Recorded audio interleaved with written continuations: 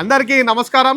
నా పేరు కొంపల్లి అరవింద్ కుమార్, యువమోర్చా రాష్ట్ర ఆఫీస్ సెక్రటరీ. నాతో పాటు జాంబాగ్ డివిజన్ అధ్యక్షులు రాజ్ కుమార్ గారు మరియు బేగం బజార్ డివిజన్ అధ్యక్షులు క్రాంతి గారు, సీనియర్ నాయకులు కుమార్ అన్న, అర్జున్ అన్న గారు ఉన్నారు. ఈ యొక్క విలేకరుల సమావేశం పెట్టడానికి ముఖ్య ఉద్దేశం, మా గోషామేళ ఒక గాలి ఒక బాలి తిరుక్కుంటా భారతీయ జనతా పార్టీ నాయకులపై పిచ్చి వాగుడు వాగుతున్నారు. ఆ లోరో గారు బాలి అంటే హైదరాబాద్ పార్లమెంట్ గా ఎంపీగా పోటీ చేసిన వ్యక్తి, గాలి అంటే జాంబాగ్ డివిజన్ నుంచి కార్పొరేటర్ గా నిలబడి ఓడిపోయిన వ్యక్తి ఆనంద్ గౌడ్. వీళ్ళు పదే పదే గౌరవ ఎమ్మెల్యే రాజా సింగ్ గారి పైన మరియు మా కార్పొరేటర్ల గారు వారి పైన మరియు 23 ఏళ్ల నుంచి ప్రజాక్షేత్రంలో కార్పొరేటర్ గా గెలుస్తూ ఈ రోజు Bharatiya Janata party floor leader గా కౌన్సిల్ లో తన గొంతు వినిపిస్తున్న ఒక బడుగు బలహీన వర్గాల నాయకుడు అయిన శంకర్ యాదవ్ గారిని టార్గెట్ చేసుకుంటా అనుచితమైన వ్యాఖ్యలు చేస్తుంది. ఈ బాలికి గాలికి నేను అడుగుతున్నా, అరే మీరెక్కడి నుంచి ప్రజానాయకుడురా నాయన?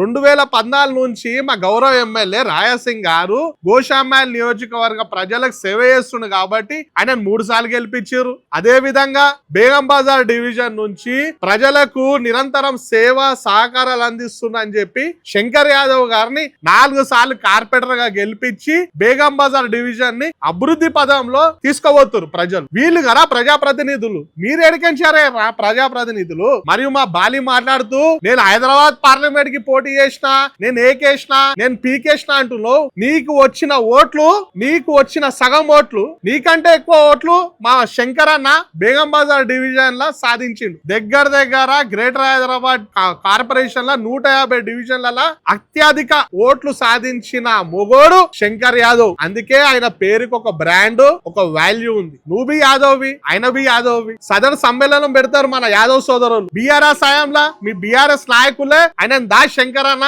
అదే విధంగా మా జిల్లా అధ్యక్షుడు పాండన్న, ఆయన కూడా దా పాండన్న అని చెప్పి ఇలా పెద్దరికానికి ఒక ఇజ్జత్ ఇచ్చారు. అదే విధంగా మొన్న కాంగ్రెస్ హయాంలో జరిగిన సదరు సమ్మేళన సమయంలో కూడా వేరే పార్టీకి చెందిన ముఖ్యమంత్రి అయిన రేవంత్ రెడ్డి కూడా ఇలా పెద్దరికానికి ఇజ్జత్ ఇచ్చారు. అది అలా పేరుకున్న ఒక వాల్యూ, అలా కటౌట్ కి ఉన్న ఒక ఇజ్జత్. నువ్వా మా గురించి మాట్లాడారు. ఇక బాలి మాట్లాడుతూ మా వాళ్ళు అది చేసిరు ఇది చేసిరు అంటూ ఇక మా బాలి చేసిన చరిత్రకు ఎక్కువనే ఉన్నాయి. అందుకే జర పేపర్ లో రాసుకొని వచ్చిన. బర్కత్ పురాల ఇల్లు కబ్జా విషయంలో గడ్బడ్, అండ్ల కేసు, హ్యాబిట్స్ లాడ్జ్ లా ఆయనకున్న ఒక లాడ్జ్ లా ఒక అమ్మాయిపై రేపటం జరిగింది, దానిపైన బి అతని కేసు. ఉమెన్స్ కాలేజ్ లా ఇదంతా ఇది చెప్తే మీరు పరిచయం అవుతారు. ఉమెన్స్ కాలేజ్ లా మా దళిత జాతికి చెందిన ఒక ఆడబిడ్డ వీసీగా ఉంటే నేను ప్రజలకు సేవ చేస్తున్నా, నేను అది చేస్తున్నా అని చెప్పుకొని బలవంతపు సన్మాన కార్యక్రమం చేయమని చెప్పి ఆమెపై అనుచిత వ్యాఖ్యలు చేసి కోర్టు కేసు కూడా అనుభవిస్తున్న వ్యక్తి ఈ బాలి. ఇక ఈయన మా శంకర్ అన్న మా రాజాసింగ్ గారి గురించి మాట్లాడతాడు. అదే విధంగా ఐందవి కాలేజ్ పేరు మీద నేను పుకట్లో చదివిపిస్తా, నా దగ్గరికి రండి, నా ఆఫీస్ కాడ క్యూ కట్టుర్రా అని చెప్పి అడ్మిషన్ ఫామ్ ఇచ్చిండు. తీరా తీసుకున్నాక ఎలక్షన్లు అయిపోయినాక ఈయన దగ్గర పుకట్లో తీసుకున్న అడ్మిషన్ ఫామ్లు మీరు ఫీజు కట్టకపోతే, మిమ్మల్ని ఎగ్జామ్ రానియకపోతే ఇదే శంకర్ యాదవ్ గారు ఆ విద్యార్థులకు ఆర్థిక సాయం చేసి ఫీజు కట్టించారు. అది నీ చరిత్ర. నువ్వా మా భారతీయ జనతా పార్టీ చరిత్ర గురించి మాట్లాడేది? బిడ్డ, చరిత్ర అంటే మాది. ప్రజలకు సేవ చేస్తాం, ప్రజల కోసం కొట్లాడతాం, హిందూ ధర్మం కోసం ప్రాణ త్యాగానికైనా సిద్ధపడే కార్యకర్తలు, నాయకులు, భారతీయ జనతా పార్టీ నాయకులు. మా గురించి మీరు చెప్పేది. ఇంకొక చరిత్ర ఉంది.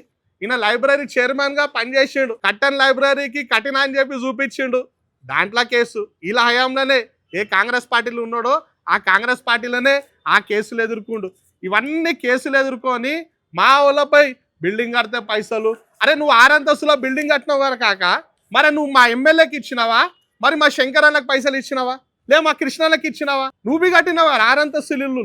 మళ్ళీ నువ్వు ఓవనికి ఇచ్చినావు. ఎందుకు పబ్లిక్ ని అవలగాలని చేస్తున్నావు? ఈ అగలా పగలా కలిసి మా గోషామేళ అమాయకమైన ప్రజలని దివానయ్యనే కూసురు. ఇంకొక ఆనంద్ గౌడ్ ఉన్నాడు. ఏడవైనా ఇప్పుడు మా రాజ్ కుమార్ ఉన్నాడు. జాంబాగ్ డివిజన్ లా ఈ సమస్యలు ఉన్నాయని గౌరవ ఎమ్మెల్యే రాయసింగ్ గారికి స్థానిక కార్పొరేటర్కి చెప్పి ఆ ఫండ్స్ అనేది మా కృష్ణన్న ఎవరైతే ఇప్పుడు ఈయన నేల్పొని అబండాలు వేస్తారు ఇంకొక వ్యక్తి కృష్ణన్న అని, ఆయన మా గౌరవ ఎమ్మెల్యే గారి దగ్గర పిఏగా పనిచేస్తూ భారతీయ జనతా పార్టీ కార్యకర్తగా 20 ఏళ్ళకి ఉండి సేవ అందిస్తూ ఇలా జిల్లా జనరల్ సెక్రటరీగా బాధ్యతలు చేపట్టి ఆయన పైన అబండాలు, ఆయన ఫండ్, వీళ్ళందరూ ఫండ్లు రిలీజ్ చేపించి ఈయన పని చేపిస్తే ఆడికొచ్చి ఏదో పేపర్ పట్టుకొని నేను చేసిన అంటూ ఎమ్మెల్యే కాదని, కార్పొరేటర్ కాదని ఎవరినైనా ఫండ్ ఇస్తారు చెప్పు. సాక్షాత్తు అప్పుడు కేసీఆర్ అయినా మళ్ళీ ఇప్పుడు రేవంత్ రెడ్డి ఇద్దరు ముఖ్యమంత్రులు ఒకటే మాట చెప్పారు, ఏ అసెంబ్లీలు ఉంటారో ఆ అసెంబ్లీకి ఎమ్మెల్యే మరి కార్పొరేటర్ల త్రూలే ఫండ్స్ అనేది డెవలప్మెంట్ వర్క్ అనేది జరుగుతుంది అని కుండ బద్దలు కొట్టుకుంటా వాళ్ళ అసెంబ్లీ సాక్షిగా చెప్పారు.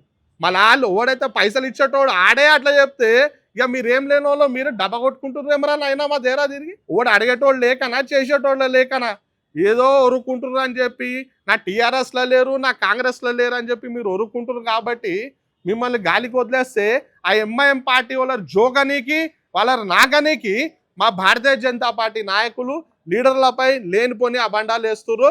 తస్మాత్ జాగ్రత్త. మొన్న ఉట్టి మా కృష్ణ డక్క కొడితేనే కొట్టిరు అంటుర్రు. మరి ఇదే లేనిపోని ఆరోపణలు మా రాజాసింగ్ గారి పైన మరియు మా ఫ్లోర్ లీడర్ అయిన శంకర్ అన్న గారి పైన వేస్తే ఈసారిగా మా భారతీయ జనతా పార్టీ కార్యకర్తలు అందరూ కూడా దాడి చేయాల్సి వస్తుంది. ప్రతి దానికి చిల్లర రాజకీయాలు. మొన్న పురాణపూర్లో గడబడైంది, అమ్మవారి గుడి ధ్వంసం చేస్తే ఆనంద్ కుమార్ గౌడ్ ఏమంటాడు, ఆ తుర్కోని ఇంటికాడికి పోయి ఎంఐఎంఓని ఇంటికాడ పోయి ఆ నాగనికి ఓడైతే దాడులు చేసిర్రో వాళ్ళని అరెస్ట్ చేయాలంట. అంటే ఆ దాడిలో పోయిన వాళ్ళు ఎస్సీ ఎస్టీ వాళ్ళు వాళ్ళని అరెస్ట్ చేయమంటావు. అరే మళ్ళీ నువ్వు మొగోన్వి అయితే అదే ఎస్సీ ఎస్టీ బస్సులలో తుర్కోళ్ళందరూ రాళ్ళు రప్పలు పట్టుకొని గుసాంచిరు. మళ్ళీ వాళ్ళపైన ఎందుకు యాక్షన్ తీసుకోమని నువ్వు డిమాండ్ చేస్తలేవు. అంటే కేవలం నీ ఓట్ల కోసం నీకు చిల్లర రాజకీయాల కోసం ఎంఐఎం పార్టీని జోగనీకి నాగనీకి వాళ్ళ దగ్గర జీవుజురు కొట్టనీకి చిల్లర ఆరోపణలు చేస్తావు. మేము కమ్యూనలమా? ఎస్ కమ్యూనలమే. భారతీయ జనతా పార్టీ కార్యకర్తలు ఈ దేశం కోసం ధర్మం కోసం హిందుత్వాన్ని కాపాడుకోవడానికి కమ్యూనల్ గా దిగుతాం, కమ్యూనల్ గా కొట్లాడతాం. అదే విధంగా మరియు మొన్న నాలా దగ్గర మా శంకర్ అన్న మరియు ఎమ్మెల్యే రాయసింగ్ గారు ఆ డివిజన్ లో డ్రైనేజ్ వర్క్ శాంక్షన్ చేపించి ఆ పనులు స్టార్ట్ చేస్తే అక్కడ పనులు స్టార్ట్ అవుతున్నాయని తెలుసుకొని ఈ పీకుడు మీ ఎవరైతే గాలి అంటామో పతంకి గాలి ఊగినట్టు మా ఓడిపి ఊక్కుంటా పోయి ఆడ ఊక్కుంటా మాట్లాడుతాడు. షేక్ వెల్ బిఫోర్ యూజ్ అన్నట్టు ఆడ పోయి ఊక్కుంటా మాట్లాడుకుంటా ఏ ఎమ్మెల్యే కూర్చున్నాయి కడతా కార్పొరేటర్ కూర్చున్నాయి కడతా అనుకుంటా వారిపై అనిశ్చిత వ్యాఖ్యలు చేస్తారు. వాళ్ళు చేయకపోతే నువ్వు ఎడకేం చేస్తావురా నాయన? నువ్వు అసలు ఎక్కడన్నా గెలిచినావా? ముఖేష్ అన్న దగ్గర పని చేసినావు, ముఖేష్ అన్న దగ్గర బేనియా చూపించకుండా ఆడికేం గాయప్ అయిపోయినావు. ముఖేష్ అన్న దగ్గర వాళ్ళ తమ్ముళ్ళ దగ్గర బేనియా చూపించినావు, శంకర్ అన్న దగ్గర వండుకుంటా పనులు చేసుకుంటా ఆయనకి అది చేసినావు. మా ఎమ్మెల్యే గారి ఆఫీస్ కాడికి 10 సార్లు వచ్చినావు, పని చేసుకున్నావు. ఇప్పుడు ఆయన అంటున్నావు ఏడ పోయినా పని చేయించుకొని బేనియత్ చేయించుకొని బేనియత్ కి బ్రాండ్ అంబాసిడర్ ఎవడరా గోషంబెల్ అంటే తక్కువ చెప్పే పేరు ఆనంద్ గౌడ్. అలాంటి వ్యక్తి మా భారతీయ జనతా పార్టీ నాయకులైన శంకర్ అన్న గారి గురించి, ఇతర కార్పొరేటర్ల గారి గురించి మరియు మా కృష్ణన్న గురించి, ఆయన యొక్క గరీబ్ కార్యకర్త స్టేజ్ నుంచి ఎదుగుతే ఆయన తిట్టుకుంటా మాట్లాడతారు. నోటుకి అదుపు లేరు, ఓడేమంటలేరు అనుకుంటున్నారు. మేము ఎంఐఎం కొడుకులనే బగాంచిన చరిత్ర మాది. ఇక మీరెంత, మీరు అలా జోక్కుంటా తిరుగుతారు, మేము వాళ్ళతో గుట్లాడుకుంటా తిరుగుతాం. దయచేసి మీ నోరు అనేది అదుపులో పెట్టుకోండి. ఇంకా ఈయన మా శంకర్ అన్న గురించి మాట్లాడతాడు, ఏ కార్యక్రమాలు చేస్తుండు ఏం చేస్తుండని. శంకర్ అన్న ఇంటికి అన్నా నా ఇంట్లో పెళ్ళి ఉందంటే ఉట్టి చేతులతో పంపడు, ఏదో ఒక సాయం చేసి పంపు. అదేవిధంగా ఎవరైనా చనిపోతే కూడా తన వంతు సాయం అందిస్తాడు. ఆయనే ఒక గుడి విఠోబా మందిర్ గుడికి సేవలు అందించిండు, అదే విధంగా బషీర్బాగ్ అమ్మవారి గుడికి సేవలు అందించిండు, అదే విధంగా గౌలిగూడలో ఉన్న గుళ్ళు మాంకాలమ్మ గుళ్ళకి సేవలు అందించిండు, మరియు దాని ఏమంటారు జియాగడ ఉన్న రంగనాథ స్వామి గుడికి సేవలు అందించారు. రంగనాథ స్వామి గుడి చరిత్ర చెప్తా మీకు. అక్కడ మా దళిత జాతికి చెందిన వ్యక్తితోని మునివాహన సేవ చేపిస్తున్నాం. ఆ సమయంలో మాకు సహకరించిన దాంట్లో శంకర్ యాదవ్ గారు ఉన్నారు. అరే మన ఎస్సీలు గుడి లోపల కాదురా, గుడిలో గర్భగుడి నుండి పూజారిలా కావాలా, వాళ్ళే మనకు ధర్మరక్షకులు అని చెప్పి ఆ టైంలో శంకర్ యాదవ్ గారు కానీ మరియు మా పాండు యాదవ్ గారు కానీ అదేవిధంగా కృష్ణన్న గారు కానీ మా రాయసింగ్ గారు కానీ వీళ్ళందరూ మాకు ఎంకరేజ్ చేసి మమ్మల్ని ముందుకు నడిపించిన వ్యక్తులు వీళ్ళు. వీళ్ళ గురించా నువ్వు మాట్లాడేది? వాళ్ళ ఖాళీ గోటికి బీజ్ ఆడిపోర్రా నైనా మీరా మాట్లాడేది? ఇంకొకసారి మా నాయకుల గురించి తప్పుడు కూతలు కూస్తే ఇక మీ బద్దలు వలగొడతామని అందరు ముఖంగా తెలియజేస్తున్నారు.